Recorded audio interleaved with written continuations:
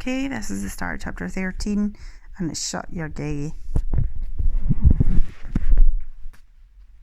What in the name of the wee man is he? Speered Mr Stuart as Mr Mingin marched around in his clarty striped jammies to the back door.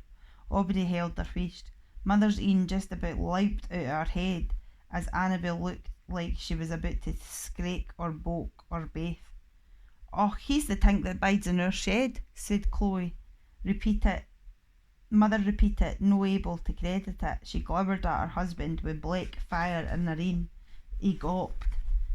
"I tell ye, she was hiding something in there, Mother," exclaimed Annabel.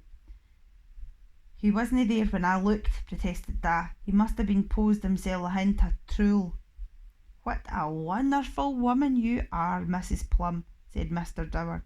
"I read about your policies on the homeless, about driving them off the streets. I had nae idea that you meant we should drive them into our homes and let them come bide with us." "Well, I," stuttered Mother, lost for words. "I can assure ye, I am going to write an absolutely stoating piece about you now. This will make the front page. You could well be the next Prime Minister of the country." "My sausages," said Mr Mingin as they came ben into the dining room.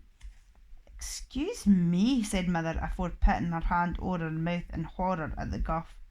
"Forgive me," said Mr Mingin. "It's just that I speared your daughter for some sausages 2 hours ago, and I'm awfully sorry, but I'm starving." "You say I could be the next Prime Minister of the country, Mr Dower?" said Mother, her brain working awa. "Aye. It's sae kind of ye, allowing a clerk to Mingin all tink like this. Nae offence like." "Nane taken," replied Mr Mingin without hesitation, "to come and bide with ye here. How can ye no be elected as MP now?" Mother smiled. "In that case," she said, turning to Mr Mingin, "how mony sausages would you like, my very good friend that bides in my shed and hardly honks at all?"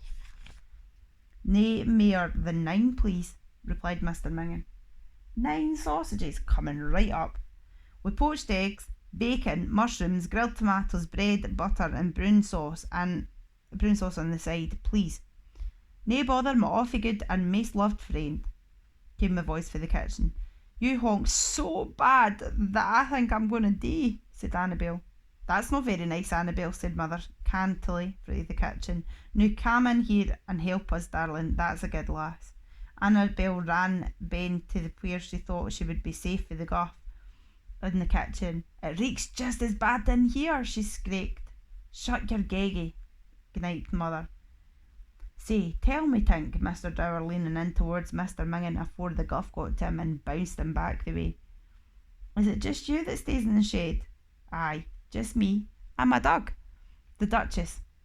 "He's got a dug!" Mother cried out in an anxious voice from next door. "And who do you find biding here?" Mr Dower carried on.